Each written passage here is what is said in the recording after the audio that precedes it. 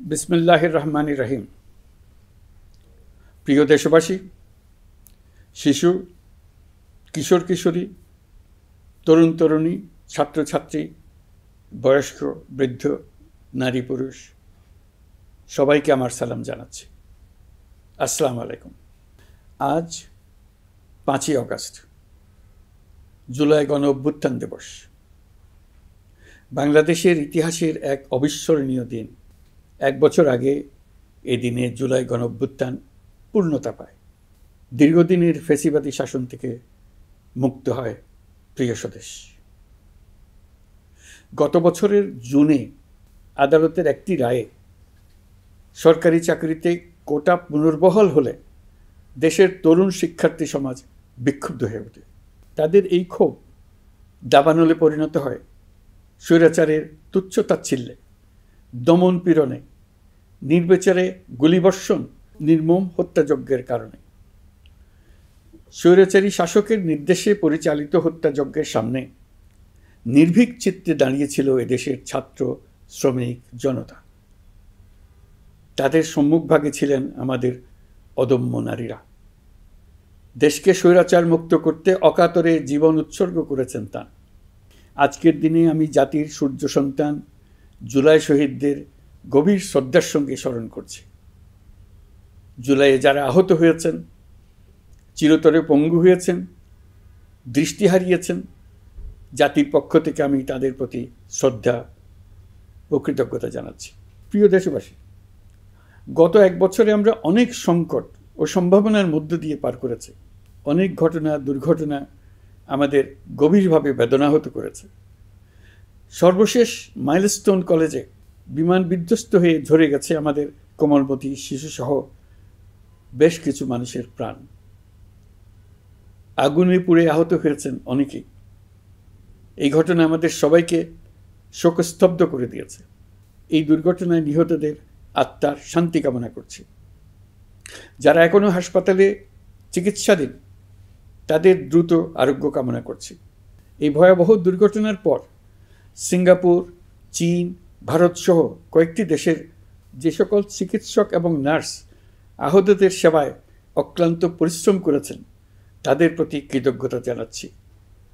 যারা রক্ত দিয়ে আহতদের পাশে দাঁড়িয়েছেন, কৃতজ্ঞতা জানাচ্ছি তাদের প্রতিও।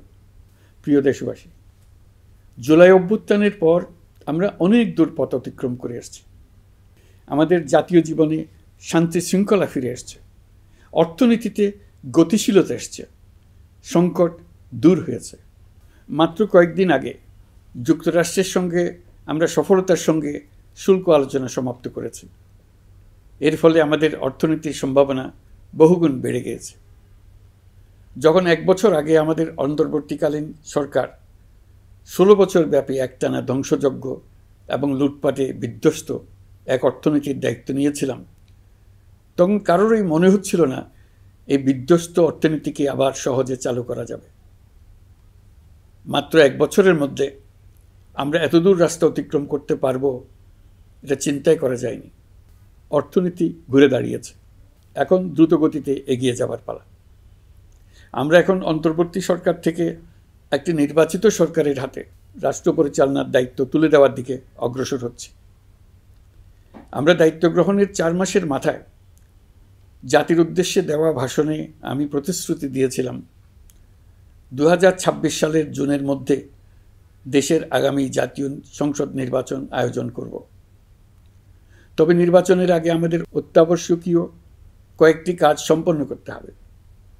এর মধ্যে অন্যতম হল জুলাই ঘোষণাপত্র ও জুলাই সনদ। আজ জুলাই গণ অভ্যুত্থান দিবসে সকল রাজনৈতিক দলকে সঙ্গে নিয়ে আমরা জাতির কাছে জুলাই ঘোষণাপত্র উপস্থাপন করেছি। এই ঘোষণাপত্রে মহান মুক্তিযুদ্ধ সহ বাংলাদেশের মানুষের অতীতের বিভিন্ন ঐতিহাসিক ও গণতান্ত্রিক সংগ্রাম থেকে শুরু করে জুলাই অভ্যুত্থানের প্রেক্ষাপট বর্ণনা করা হয়েছে। আমাদের 3টি দায়িত্ব ছিল: সংস্কার, বিচার ও নির্বাচন। জুলাই অভ্যুত্থানের ছাত্র, শ্রমিক, জনতা দেয়ালে দেয়ালে যে প্রত্যাশার কথা লিখে রেখেছিল, তার অন্যতম ফোকাস ছিল রাষ্ট্র ব্যবস্থার গণতান্ত্রিক সংস্কার। সেই লক্ষ্যে আমরা বেশ কয়েকটি সংস্কার কমিশন গঠন করেছিলাম। তাদের মধ্যে প্রধান প্রধান সংস্কার কমিশনগুলো যে সুপারিশ পেশ করেছে সেগুলোর মধ্যে স্বল্প সময়ের মধ্যে আশু বাস্তবায়নযোগ্য বহু সংস্কার আমরা ইতিমধ্যে সম্পন্ন করেছি। এই সংস্কারগুলোর মাধ্যমে অর্থনৈতিক খাত, বিচার ব্যবস্থা ও জনপ্রশাসনে গতিশীলতা আসবে, স্বচ্ছতা ও জবাবদিহিতা বহুলাংশে বৃদ্ধি পাবে, দুর্নীতি, অনিয়ম ও হয়রানি হ্রাস পাবে। দীর্ঘমেয়াদী সংস্কার কাজ বাস্তবায়নের লক্ষ্যে আমরা জাতীয় ঐকমত্য কমিশন গঠন করেছিলাম। এই কমিশনে 30টিরও অধিক রাজনৈতিক দল ও জোট স্বতঃস্ফূর্তভাবে অংশগ্রহণ করেছে, তাদের মতামত দিয়েছে। প্রাথমিক পর্যায়ে ঐকমত্য কমিশন 166টি সুপারিশ নিয়ে 30টির বেশি রাজনৈতিক দলের সঙ্গে প্রায় 2 মাস ধরে দলগত ও জোটগতভাবে আলোচনা করেছিল। এই প্রক্রিয়ায় যেসব বিষয়ে রাজনৈতিক দলগুলোর মধ্যে ঐকমত্য প্রতিষ্ঠিত হয়েছিল সেগুলো বাদ দিয়ে কমিশনের পক্ষ থেকে 19টি মৌলিক সংস্কারের বিষয় চিহ্নিত করা হয়। দ্বিতীয় পর্যায়ে 23 দিন ধরে আলোচনা শেষে 19টি বিষয়ের বেশিরভাগ ক্ষেত্রেই ঐকমত্য প্রতিষ্ঠা করা সম্ভব হয়েছে, যদিও কয়েকটি ক্ষেত্রে কিছু কিছু রাজনৈতিক দলের নোট অফ ডিসেন্ট রয়েছে। সংস্কারের ক্ষেত্রে আমরা আমাদের লক্ষ্যে পৌঁছাতে পেরেছি। ঐকমত্য কমিশনের পরিচালনায় দেশের সকল রাজনৈতিক দল মিলে দীর্ঘদিন ধরে প্রতিনিয়ত আলাপ আলোচনার ভিত্তিতে জুলাই সনদ চূড়ান্ত হওয়ার পর্যায়ে এসছে। জুলাই সনদ একটি ঐতিহাসিক অর্জন। এটা শুধু আমাদের রাজনৈতিক ইতিহাসে নয়, বৃহত্তর পরিমণ্ডলের রাজনৈতিক ইতিহাসেও স্মরণীয় হয়ে থাকবে। দলিল তো স্মরণীয় হয়ে থাকবেই, এটা রচনার প্রক্রিয়াও স্মরণীয় হয়ে থাকবে। এই দলিল প্রণয়নের জন্য আমি সকল রাজনৈতিক দলের নেতৃবৃন্দকে এবং ঐকমত্য কমিশনের সদস্যবৃন্দকে, বিশেষ করে এই উদ্যোগের নেতৃত্বদানকারী প্রফেসর আলী রিয়াজকে জাতির পক্ষ থেকে অশেষ কৃতজ্ঞতা ও ধন্যবাদ জানাচ্ছি। রাজনৈতিক দলের প্রতিনিধিরা অত্যন্ত সৌহার্দ্যপূর্ণ পরিবেশে আলোচনায় অংশ নিয়েছেন। মতপার্থক্য থাকা সত্ত্বেও সকল রাজনৈতিক দলের মধ্যে ঐকমত্য তৈরির চেষ্টা ছিল। আমরা আশা করছি এই ঐকমত্যের ভিত্তিতে অচিরেই রাজনৈতিক দলগুলি জুলাই সনদে স্বাক্ষর করবে এবং এর বাস্তবায়নেও ঐকমত্যে পৌঁছাবে। জুলাই সনদ বাংলাদেশে সুষ্ঠুভাবে ক্ষমতা হস্তান্তর, জবাবদিহিমূলক রাষ্ট্রীয় প্রতিষ্ঠানগুলোর স্বাধীনতা ও সক্ষমতা, নাগরিক অধিকারের সত্যিকারের বাস্তবায়ন, রাষ্ট্রীয় সম্পদ ও সামর্থ্যের ব্যবস্থাপনা নিশ্চিত করবে। আমাদেরকে নিশ্চিত করতে হবে ভবিষ্যতের কোনো সরকারই যেন আর ফ্যাসিস্ট হয়ে উঠতে না পারে। রাষ্ট্রকে এমনভাবে মেরামত করতে হবে যাতে কখনো কোথাও ফ্যাসিবাদের লক্ষণ পাওয়া গেলেই সেটিকে যেন তাৎক্ষণিকভাবে সেখানেই নির্মূল করা যায়, আর যেন 16 বছরের জন্য অপেক্ষা করতে না হয়, বহু মানুষকে প্রাণ দিতে না হয়, আমাদের যেন আরেকটি গণ অভ্যুত্থানের প্রয়োজন না হয়। জুলাই আগস্টের মানবতাবিরোধী অপরাধ মামলায় বিচার কাজ দৃঢ়ভাবে এগিয়ে চলেছে। বিচারের আনুষ্ঠানিক শুনানি পর্বও শুরু হয়েছে। ইতিহাসের নির্মম হত্যাযজ্ঞে যারা জড়িত তাদের বিচার এদেশের মাটিতে হবেই। বিচার প্রক্রিয়া ও এর ফলাফল ক্রমান্বয়ে মানুষের কাছে প্রকাশিত হতে থাকবে। বিচারের পুরো প্রক্রিয়া দেশবাসীর কাছে স্বচ্ছ ও দৃশ্যমান রাখা হচ্ছে। এবার আমাদের সর্বশেষ দায়িত্ব পালনের পালা, নির্বাচন অনুষ্ঠান। আজ এই মহান দিবসে আপনাদের সামনে এই বক্তব্য রাখার পর থেকেই আমরা আমাদের সর্বশেষ এবং সবচেয়ে গুরুত্বপূর্ণ অধ্যায়ে প্রবেশ করব।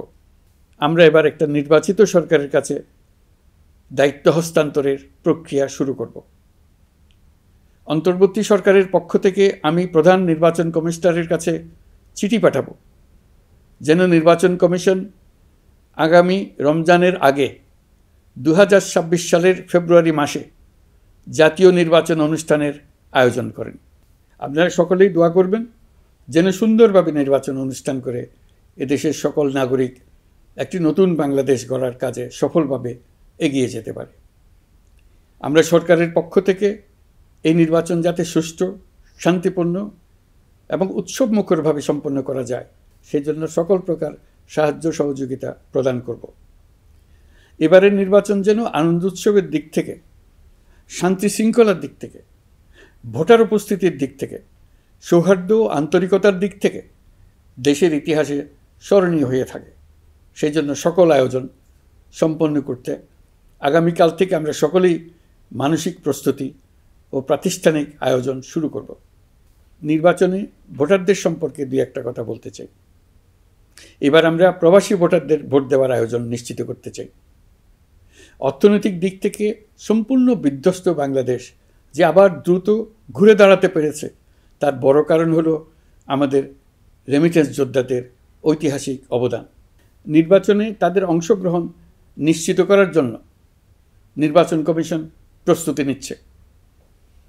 নারী ভোটাররা যেন দেশের সর্বত্র নির্দ্বিধায় আনন্দোৎসাহ সহকারে তাদের ভোট দিতে পারে, এটা নিশ্চিত করতে চাই।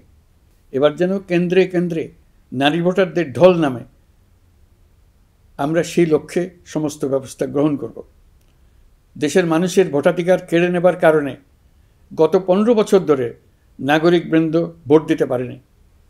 এবারের নির্বাচনে আমরা আমাদের বকেয়া আনন্দসহ মহা আনন্দে ভোট দিতে চাই।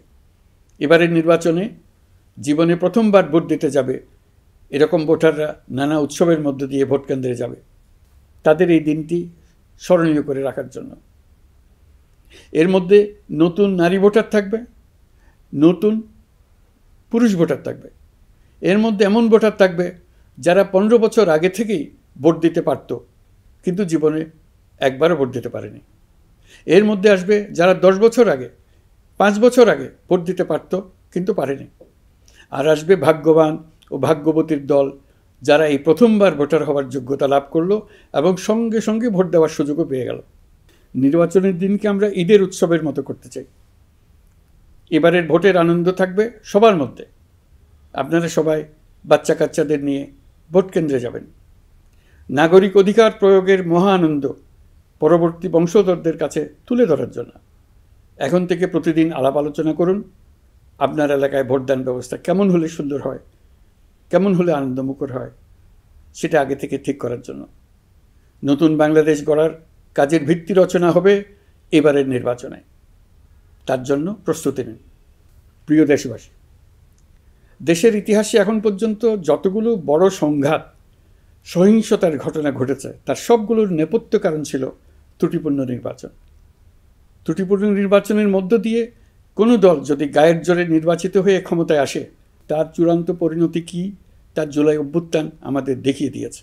আমরা ইতিহাসের কলঙ্কিত কোনো অধ্যায়ের পুনরাবৃত্তি আর করতে চাই না। আপনারা প্রত্যেকেই অবগত আছেন, একটা গোষ্ঠী নির্বাচনকে বাধাগ্রস্ত করার জন্য উন্মুখ হয়ে আছে। তারা দেশের গণতান্ত্রিক অগ্রযাত্রাকে ব্যাহত করতে দেশের বাইরে বসে ভেতরে থেকে নানা অপচেষ্টায় লিপ্ত রয়েছে। আমাদেরকে অবশ্যই খেয়াল রাখতে হবে তারা যেন নির্বাচনকে সংঘাতময় করে তোলার কোনো রকমের সুযোগ না পায়।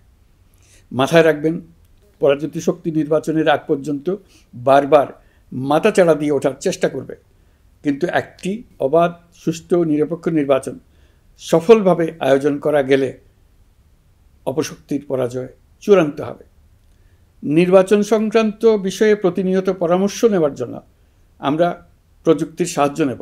এই জন্য একটি অ্যাপ তৈরির উদ্যোগ নিচ্ছি। দ্রুত এই অ্যাপটি চালু হবে। আপনারা আপনাদের সকল পরামর্শ, সকল মতামত, সকল আশঙ্কা এবং উদ্যোগের কথা এই অ্যাপের মাধ্যমে আমাদেরকে জানাবেন। আমরা তা যথাযথ কর্তৃপক্ষকে জানিয়ে দেব, সমস্যা সমাধানের জন্য ব্যবস্থা নেব। রাজনৈতিক দলগুলোর প্রতি আমার আহ্বান থাকবে, আপনাদের নির্বাচনী ইশতেহারে, আপনাদের প্রতিশ্রুতি, প্রতিজ্ঞা, পরিকল্পনায় কোনো কিছুতেই যেন তরুণরা বাদ না পড়ে, নারীরা বাদ না পড়ে। মনে রাখবেন, যে তরুণ তরুণীরা বাংলাদেশকে বদলে দিয়েছে, তারা বিশ্বকেও বদলে দেওয়ার ক্ষমতা রাখে। আপনার দল থেকে তাদেরকে সেই সুযোগ দেওয়ার উদ্যোগ নেন।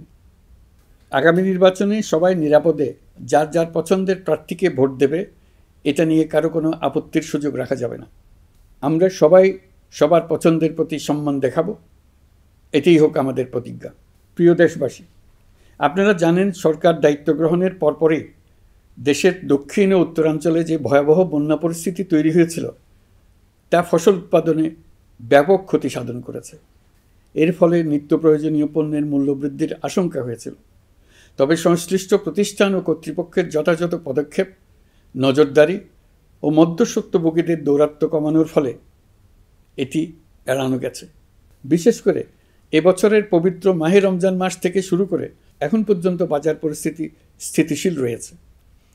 মূল্যস্ফীতির নিয়ন্ত্রণ ছিল আমাদের জন্য সবচেয়ে বড় চ্যালেঞ্জ। ভঙ্গুর অর্থনীতি ও বন্যার কারণে খাদ্য মূল্যস্ফীতি হয়েছিল প্রায় 14%। এখন সেটা অর্ধেকে নেমে আসছে। আমরা আশা করছি ডিসেম্বরের মধ্যে এটা 6% নেমে আসবে। এই জুন মাসে দেশের সার্বিক মূল্যস্ফীতি কমে 8.48% হয়েছে, যা বিগত 35 মাসের মধ্যে সর্বনিম্ন। এই নিয়ে 4 মাস ধরে সার্বিক মূল্যস্ফীতি ক্রমান্বয়ে কমেছে। বর্তমান অন্তর্বর্তীকালীন সরকারের প্রতি প্রবাসীদের অসীম আস্থার ফলে মুদ্রাবাজারেও স্থিতিশীলতা ফিরে এসছে। গত অর্থবছরে ব্যাংকিং চ্যানেলে রেকর্ড $3033 কোটি প্রবাসী আয় দেশে এসছে। রপ্তানি আয়ে প্রায় 9% প্রবৃদ্ধি হয়েছে। এর ফলে টাকা শক্তিশালী হয়েছে। অনেক বছর পর ডলারের বিপরীতে টাকার মান বাড়ছে। গত 11 মাসে বৈদেশিক পাওনাদারদের পাওনা সুদ ও আসল বাবদ $4 বিলিয়ন অর্থাৎ $400 কোটি অর্থ পরিশোধ করা হয়েছে, যা এ যাবৎকালের সর্বোচ্চ। আগের বকেয়া আদায় পরিশোধের পরও বৈদেশিক মুদ্রার রিজার্ভ বাড়ছে। আগামীতে এই ধারা বজায় থাকবে বলে আমরা আশা করি। বিদেশি বিনিয়োগ বৃদ্ধিতে বিভিন্ন উদ্যোগ নেওয়ার ফলে এই বছরের প্রথম 3 মাসে বিদেশি বিনিয়োগ এসছে $10,500 কোটি। গত বছরের একই সময়ের তুলনায় এটা দ্বিগুণেরও বেশি।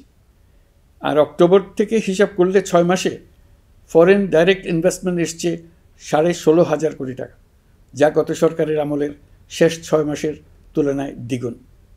কর্মসংস্থান সৃষ্টি অন্তর্বর্তীকালীন সরকারের অন্যতম বড় লক্ষ্য। সম্প্রতি হংকং ভিত্তিক শিল্পগোষ্ঠী হান্ডা বাংলাদেশের বস্ত্র ও তৈরি পোশাক খাতে $250 মিলিয়ন বিনিয়োগের প্রতিশ্রুতি নিয়ে এসছে, যা এই খাতে চীনা কোনো কোম্পানির একক সর্বোচ্চ বিনিয়োগ। তাদের এই বিনিয়োগের ফলে 25,000 লোকের কর্মসংস্থান হবে। আমরা দৃঢ়ভাবে বিশ্বাস করি হান্ডার এই বিনিয়োগ আরও চীনা কোম্পানিকে এই দেশে বিনিয়োগের জন্য উৎসাহিত করবে। এর মাধ্যমে আমাদের তরুণ তরুণীদের কর্মসংস্থানের পথ খুলবে। গত 16 বছরে দেশ থেকে যে বিপুল পরিমাণ অর্থ পাচার হয়ে গিয়েছে, আমরা সেটা ফিরিয়ে আনার উদ্যোগ নিয়েছি। এই দীর্ঘ আইনি প্রক্রিয়ার জন্য সরকার নামকরা বিদেশি আইনি প্রতিষ্ঠানকে নিয়োগ দিয়েছে। যথাযথ আইনি পদক্ষেপের ফলে বিশ্বের বিভিন্ন দেশে ফেসিবাদী দুর্বৃত্তরা যে অর্থ সম্পদের পাহাড় গড়েছে তার কিছু কিছু ইতিমধ্যে জব্দ হয়েছে। এই কার্যক্রম সঠিকভাবে চালিয়ে যেতে পারলে অল্প সময়ের মধ্যে আরও কিছু ইতিবাচক ফলাফল পাওয়া যাবে বলে আমি বিশ্বাস করি। দেশের ভেঙে পড়া অর্থনীতিকে মজবুত করতে হলে আমাদের চিন্তায় মৌলিক পরিবর্তন আনতে হবে।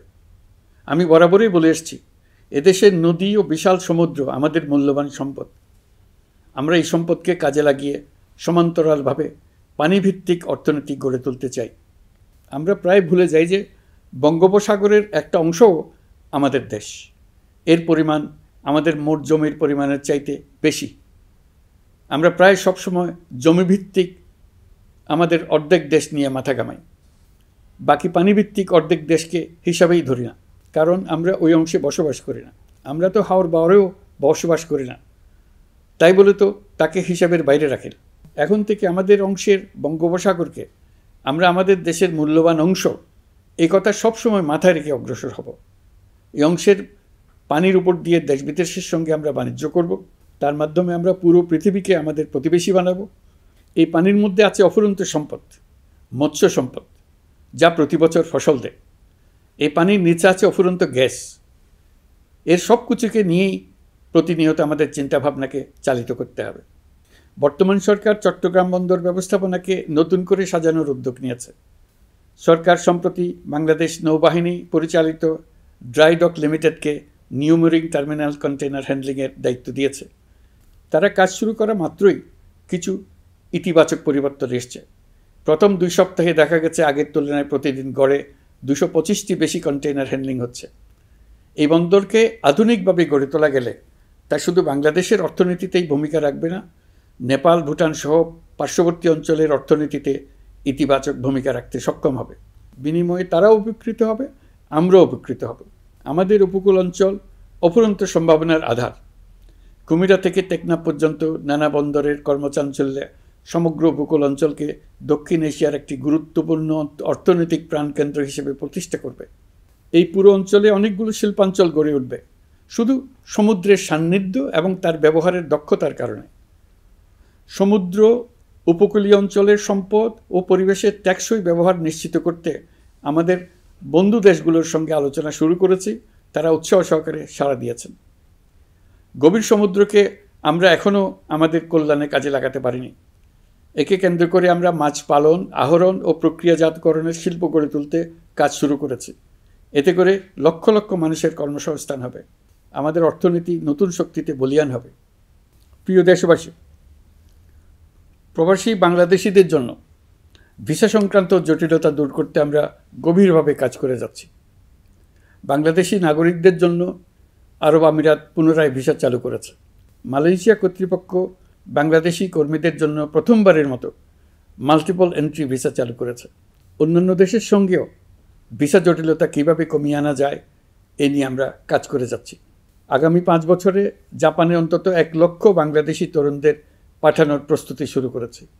তরুণদের সেখানে পাঠানোর জন্য বিশেষ প্রশিক্ষণ, অন্যান্য ব্যবস্থাও আমরা নিতে শুরু করেছি।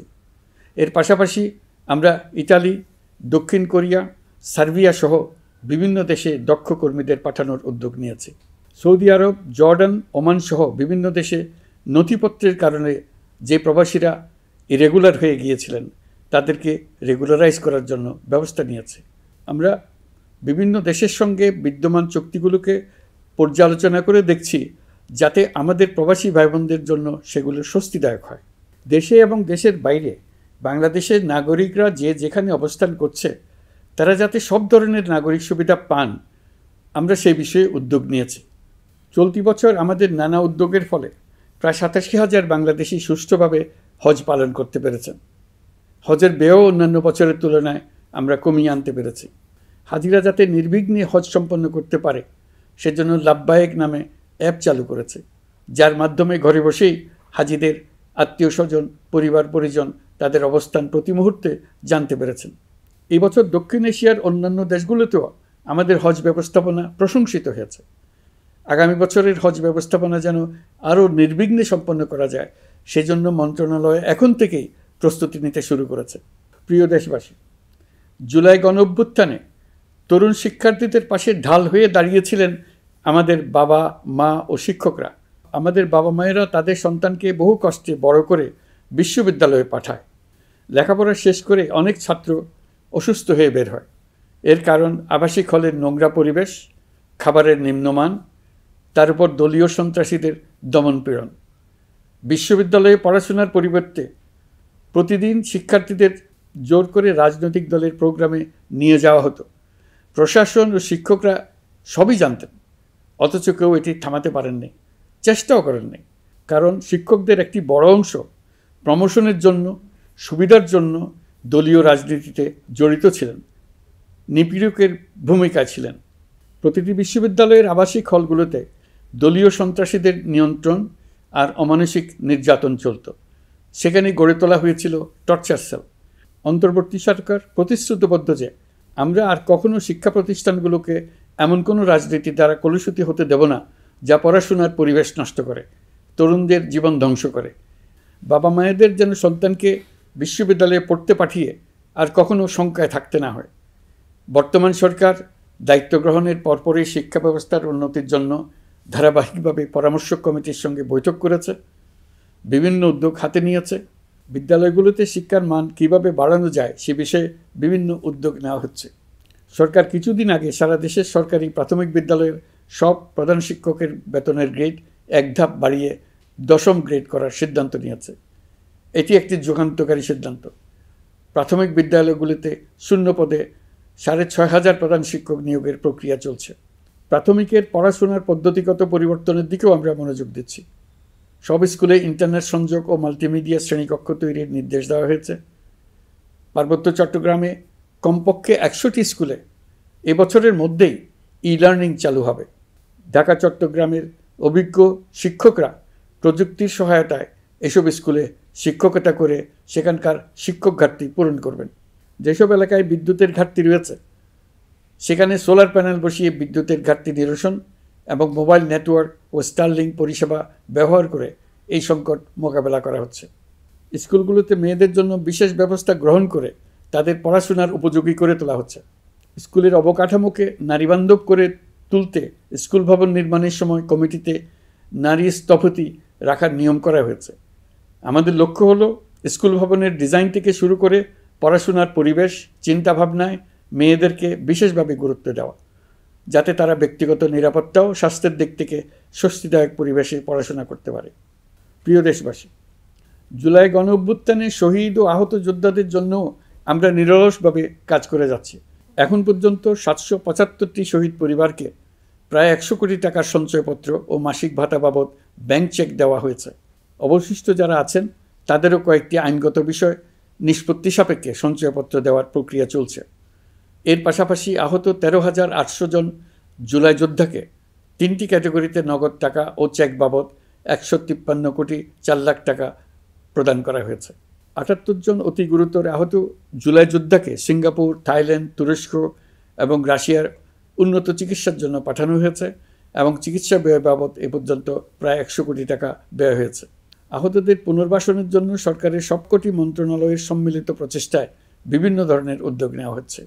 ফ্যাসিবাদী সরকারের আমলে দেশের শহরে বন্দরে হাজারো প্রতিষ্ঠান, সড়ক, সেতু, সেনানিবাস, যুদ্ধজাহাজ, স্কুল, কলেজ, বিশ্ববিদ্যালয়ের নাম পরিবর্তন করে স্বৈরাচার তার নিজের এবং নিজের পরিবারের সদস্যদের নামে চালু করেছিল।